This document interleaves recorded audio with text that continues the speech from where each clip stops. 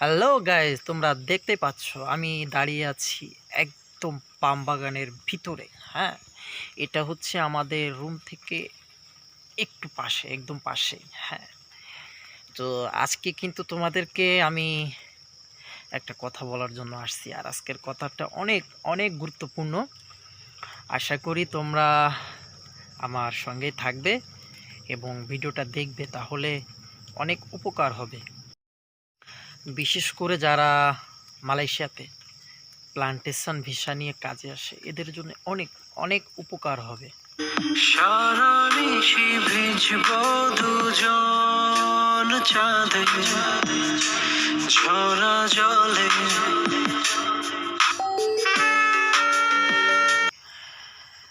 কথা হচ্ছে, প্লান্টেশন ভিসাটা মালয়েশিয়া ছাড়া আর অন্য কোথাও নাই, যদিও বা থেকে থাকে হয়তো খুব কম এবং সীমিত। আর এই প্লান্টেশন অর্থ হচ্ছে পাম বাগান অথবা রাবার বাগানের কাজ। সচরাচর মালয়েশিয়াতে প্লান্টেশনে বেশিরভাগই 80% লোক আসে, সেটা হচ্ছে পাম বাগান।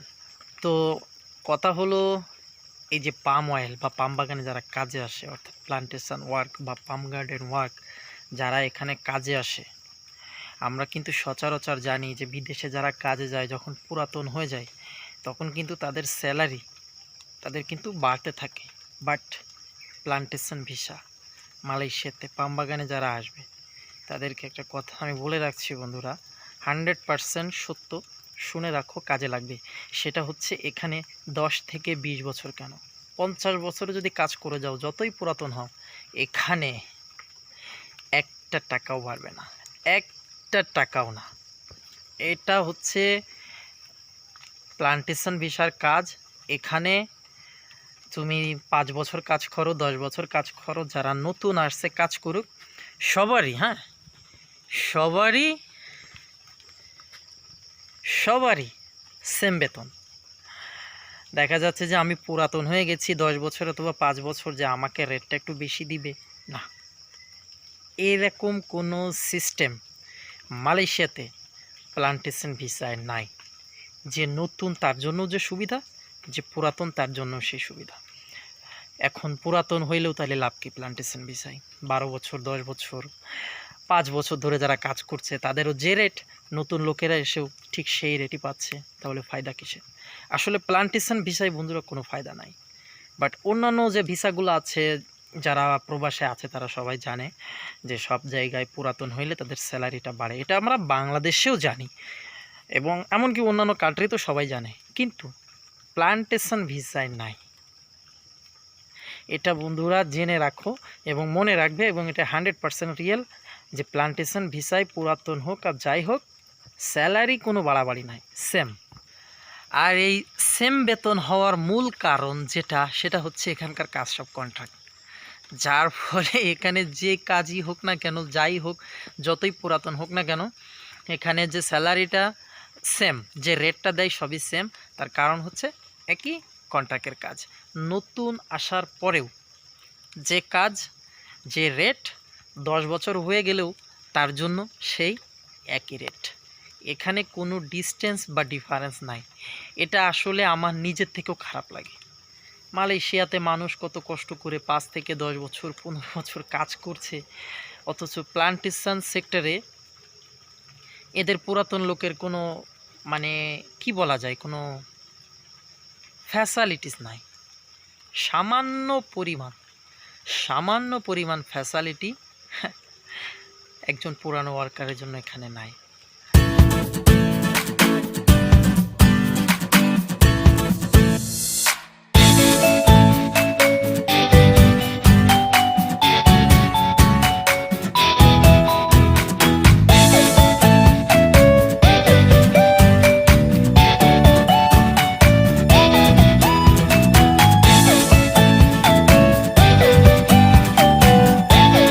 এখন হয়তো বলতে পারো, মালয়েশিয়া কি প্রত্যেকটা কোম্পানিতে এমন বা ভিসাতে এমন?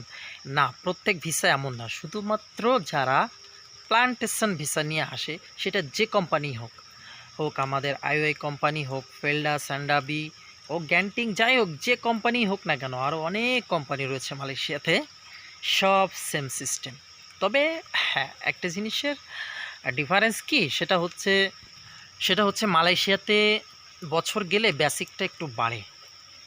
যেমন আমি যখন প্রথমে মালয়েশিয়াতে আসছিলাম, আমি 34 রিঙ্গিত বেসিক পেয়েছি, এরপরে 36 রিঙ্গিত, এরপরে 38 ছিল, খেয়াল নাই, 46 রিঙ্গিত, 42 রিঙ্গিত, সরি, 36-এর পরে হলো 42 রিঙ্গিত, তারপরে চলে আসছে 46 রিঙ্গিত 15 পয়সা, অর্থাৎ 46 রিঙ্গিত 15 পয়সা। এখন 2022 সাল, শোনা যাচ্ছে বা হবে, জানুয়ারি থেকে পাস হয়েছে 57 রিঙ্গিত 70 পয়সা। এখন কবে থেকে দিবে কি দিবে না সেটা যদি জানতে পারি বা এগ্রিমেন্টে হয়ে যায় বা আমরা পেয়ে থাকি, তাহলে কিন্তু আমি ভিডিওর মাধ্যমে বন্ধুরা তোমাদেরকে অবশ্যই জানানোর চেষ্টা করব। তো যে কথায় আসছিলাম যে পুরাতন হওয়া সত্ত্বেও প্লান্টেশন ভিসায় আমরা 10 থেকে 20 বছর, 5 থেকে 15 বছর যারা কাজ করি, আমাদের স্যালারিটা কেন বাড়ে না? এজন্য আমরা আমাদের অফিসে বস যেখানে মিটিং হয় সেখানে আমরা কমপ্লেন দিয়েছি, এসকিউ অর্থাৎ হেড অফিস পর্যন্ত আমরা জানিয়েছি। আমার মতো আরও অনেকেই আছে যারা আসছে, কাজ করতে চলে গেছে, সবাই জানিয়েছে, কিন্তু কোনো ফায়দা হয়নি। কারণ একটাই, তারা বলে এখানে ইউনিয়ন আছে, ইউনিয়নগুলো রেট করে দেয়, আর পাম বাগানের কাজ কন্ট্রাক্ট, যার ফলে আমরা পুরাতন লোক নতুন লোকের ভিতরে কোনো ডিস্টেন্স বা ডিফারেন্স পাই না, আমরা দিতে পারি না, এটা নিয়ম নাই। তো সবাই বলল যে আমরা এতদিন যাবৎ যে কাজ করি, এতদিন যাবৎ কাজ করলাম মালয়েশিয়াতে, তাহলে আমাদের কি হইলো এত কষ্ট করে? তো একটাই অ্যান্সার, নো ওয়ে, কোনো উপায় নাই, কোনো পথ নাই।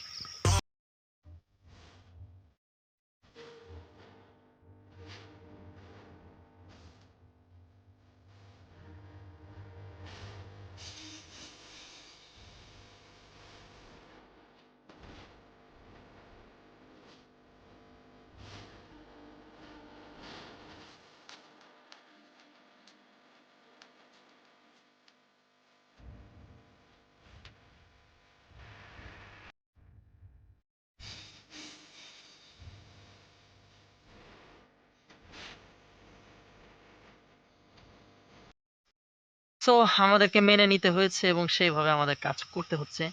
তো বন্ধুরা, তোমরা যারা আসবে, আশা করি তোমাদের জন্য ভিডিওটা অনেক অনেক উপকার হবে। কারণ একটা কোম্পানিতে দীর্ঘদিন থাকা সত্ত্বেও যদি সেই কোম্পানি থেকে কোনো রেসপেক্ট, কোনো রেসপন্সিবল, কোনো ফ্যাসিলিটিস না দেয়, তাহলে তো আসলে মনই চায় না এতদিন কাজ করতে। কি আর করা ভাই, আসছি, ফেসে গেছি আমি, এজন্য তোমাদের সবাইকে জানিয়ে রাখলাম। আশা করি তোমাদের ভিডিওটার মাধ্যমে অনেক অনেক উপকারে আসবে। তোমরা যারা আমার এই ভিডিওটি দেখছো, তোমরা কিন্তু চাইলে তোমাদের ফ্রেন্ডের কাছে শেয়ার করতে পারো, যেন তারাও এটার সম্পর্কে জানতে পারে যে মালয়েশিয়াতে পুরাতন হওয়া সত্ত্বেও কাজ করেই যাচ্ছি প্লান্টেশন ভিসা নিয়ে, কিন্তু স্যালারি কেন বাড়ে না। এটা আসলে আমাদের ফ্যামিলি বা আমার ফ্যামিলি থেকেও প্রশ্ন করে, কিন্তু উত্তর কী দিব, অ্যান্সার তো নাই। বললে, যদি বলি তাহলে বিশ্বাস করে না, বাট এটাই রিয়েলিটি, এটাই বাস্তবতা, এটাই মানতে হয় আমাদেরকে প্রবাসে।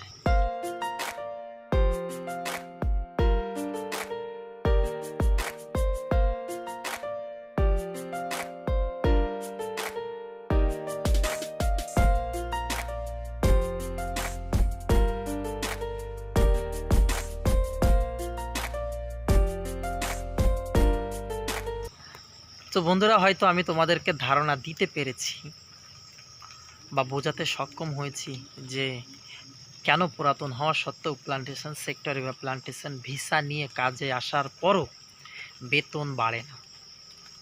ঠিক আছে? তো বন্ধুরা, তোমাদের যদি ভিডিওটি ভালো লাগে তাহলে লাইক কমেন্ট করবে, আর হ্যাঁ, কিছু যদি জানার থাকে তাহলে সেটাও কিন্তু বন্ধুরা তোমরা কমেন্ট বক্সে কমেন্ট করতে পারো।